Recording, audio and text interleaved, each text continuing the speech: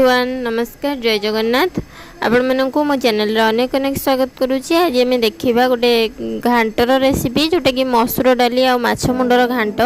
देखो मुझे थाली आज बाढ़ी देती। आज लंच रे बनई उषुना भात आउ मसूर डाली माछ मुंड घांट आउ यहाँ हूँ चिंगुड़ी छेचा आउ माछ अच्छी भजा माछ पियाज आउ ये नॉनवेज थालीटा आपण मानक मध्य कहार पसंद होती प्लीज कमेंट रे जनइबे। एबे चलतु देखा मसूर डाली घांटर रेसिपी जोटा कि मुझे आपण सहित सेयार करी से मुझे आलू आउ किसी भी परिवा मुझे मत लगे कि मसूर डाली सहित मत आलू ही भल लगे। तो आपड़ जदि चाहिए देसी आलू कि कखारू जहाँ सारू आपड़ दे पारे। मुझे खाली प्लेन आलू रे ही बनई ये आलू को मु छोट छोट साइज काटी देछि चोपा छड़ेकी 5 ରୁ 6टी आलू नहीं जाइए। माछ जो तेल रे भाजी थी से तेल रे आलू को भाजी देवी। आलू को मुझे सब आलू को छाणिकी थरे मु धोईकी चोपा छड़े थी। तो आउ थरे मुझे आलू को आलू जो स्टार्च बाहर ना आपड़ सब बेले काटी सारी धोइबे आलू को। तो धोईकी मुझे आलू को पकईदेली तेल रे। एबे से लुण आउ हळदी गुंड देकी 1 टीस्पून हळदी गुंड आउ स्वाद अनुसार लुण खाली आलू पाई ही लुण देकी ताकू भल से आम आलू को भाजी दबा। आलू को भाजी देले ना घांटर आलूर टेस्ट बहुत भल आसे। आपन थरे निश्चय मो रेसिपी को ट्राए करेंगे। जदि आपन पाखे किसी भी वेजिटेबल्स नथबो तो खाली आलू रे ही आपन मसूर डाली पकईकी घांट करेंगे। आउ ये बहुत टेस्टी लगे।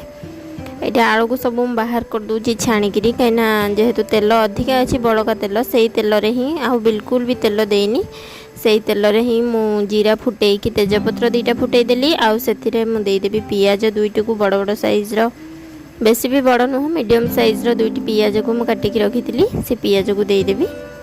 पियाज को आम फ्राए करवा जेपर्यंत पियाजटा गोल्डन ब्राउन न होईची। तो पियाज गोल्डन ब्राउन हो गला परे तो आम आउ बाकी मसला पकेबा।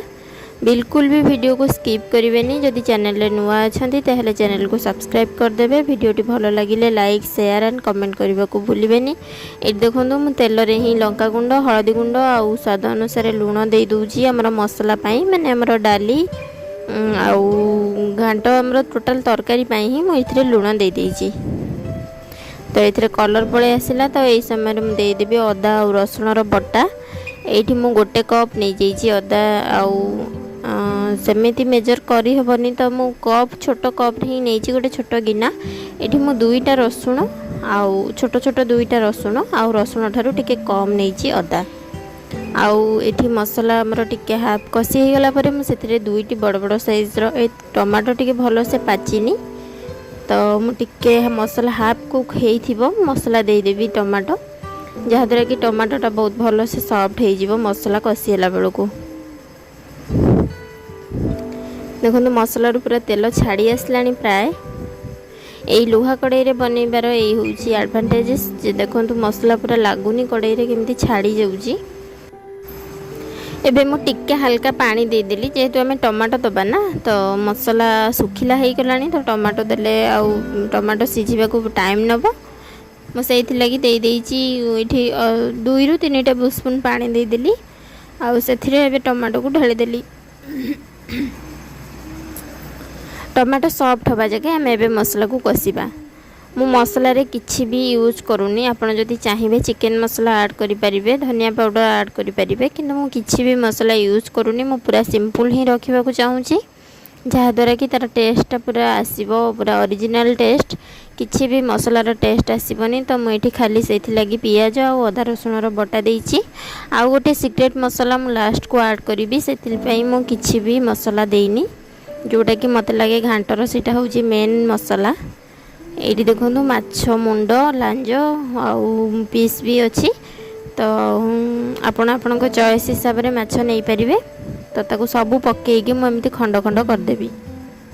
माछ मुंड को पूरा भल से भांगी दबा छेची छेचिकी। आपड़ जदि चाहिए अलग बाहर छेचिकी आप ऐड करें। मत आपण मानू देखेबार थिला तो से मु बाहर छेचिलिनी डायरेक्ट कड़ाई रे ही पिठापातिया साहाय्य गुंड करने को चेष्टा करुँची। बेसी भी गुंड करने दरकार नहीं यहाँ भी आराम से गुंड हो जाए। तो ये मु माछ को मसला सहित कषि नेबी 2 ରୁ 3 मिनिट। ये मु मसूर डाली 250 ग्राम धोईकी रखी ताकू मु धोईकी रखी जेहेतु तो सेटा टिके हार्ड हो गलानी ताकू मु पकई दउची। डाली को पकईकी आम भल भाव 2 मिनिट कषा। डाली को न कषिले भी किसी असुविधा नहीं किंतु टिके एपट सेपट करदबा डाली को मिसेकी। तापर आम जो आलू भाजिकी रखी से आलू को ऐड करदबा। बास आ किछि करिवार नहीं आपको टिके भल से आलू को मिसई देबा 2 मिनिट एपट सेपट करी।